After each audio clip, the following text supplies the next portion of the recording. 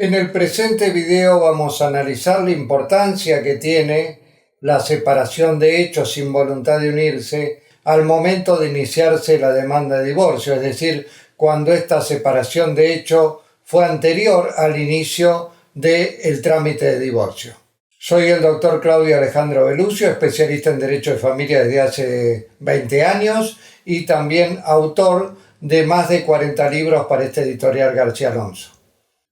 El tema de la separación de hechos no es algo menor en la nueva normativa en el Código Civil y Comercial de la Nación para comprobar la extinción de la comunidad de bienes. Así lo remite a esta enunciación el artículo 480 del Código Civil y Comercial de la Nación, que establece que se produce la extinción de la comunidad de bienes por divorcio o nulidad de matrimonio, y en el caso del divorcio, la fecha a la cual se va a retrotraer la sentencia de divorcio, produciendo este efecto justamente de la extinción de la comunidad de bienes, es al momento de la notificación de la demanda de divorcio en el divorcio unilateral o de la presentación de la demanda de divorcio cuando es conjunta por ambos cónyuges. El tema es importante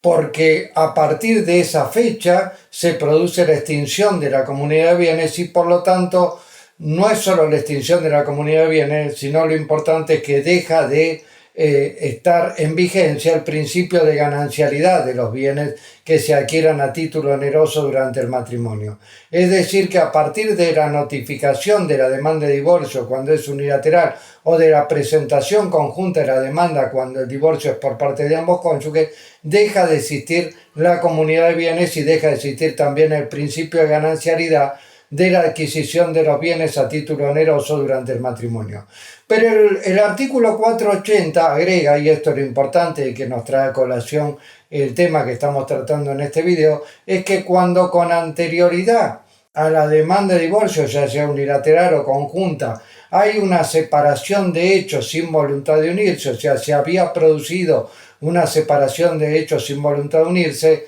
los efectos de la sentencia de divorcio se retrotraen a la fecha de esa separación de hechos. Es decir, entre uno de esos efectos lo que más nos va a importar es justamente lo que enunciamos antes, la extinción de la comunidad de bienes y la extinción del principio de ganancialidad, por lo tanto, o en consecuencia. El tema es cómo acreditar esa separación de hechos, porque no es una enunciación en un divorcio conjunto. Sí pueden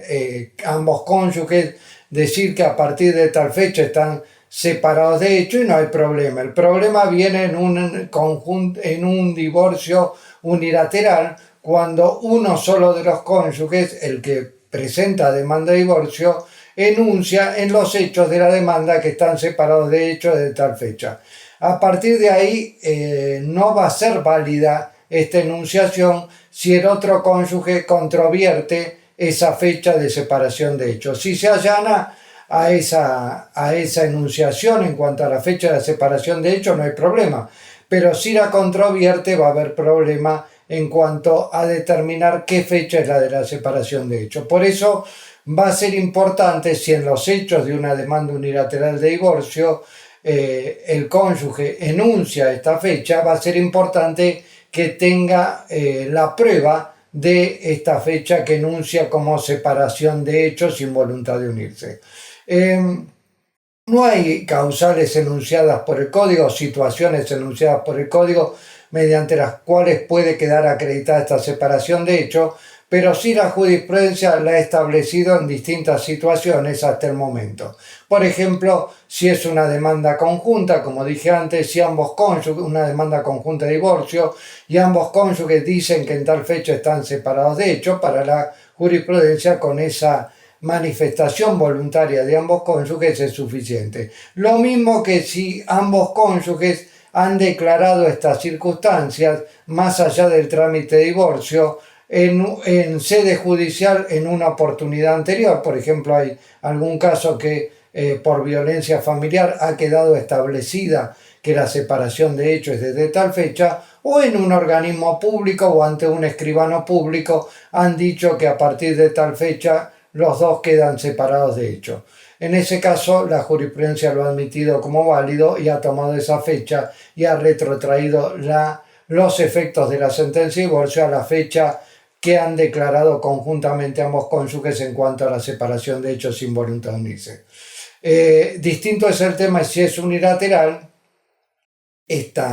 una declaración unilateral de separación de hechos, y por lo tanto en esos casos la jurisprudencia ha tenido por válida la fecha de la separación de hecho cuando se ha producido un acto de violencia familiar y se ha excluido a ese cónyuge del hogar familiar o del hogar conyugal. En ese caso, la jurisprudencia ha tenido por establecida la fecha de la separación de hecho al momento de hacerse efectiva esa exclusión del hogar, es decir, a la fecha de haberse hecho efectiva esta exclusión. Y hay un fallo también de la Cámara de Familia de Mendoza del año 2010, de la Cámara de Apelaciones de Familia de Mendoza del año 2017, de septiembre del año 2017, que ha tenido por acreditada la separación de hecho con la manifestación unilateral hecha en la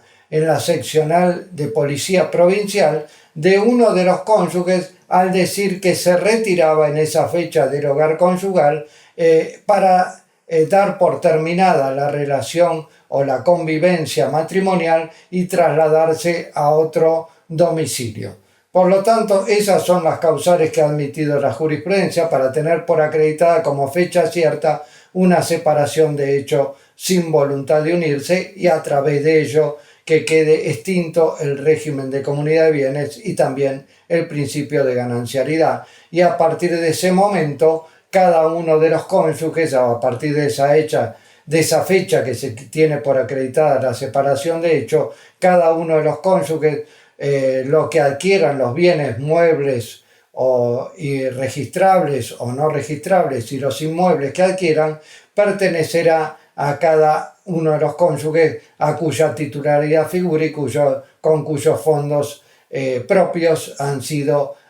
adquiridos. Ya no rige el principio de ganancialidad, aunque esos bienes hayan sido adquiridos con bienes propios y no se declare que esos bienes son propios y por lo tanto pasan a ser gananciales de la comunidad de bienes.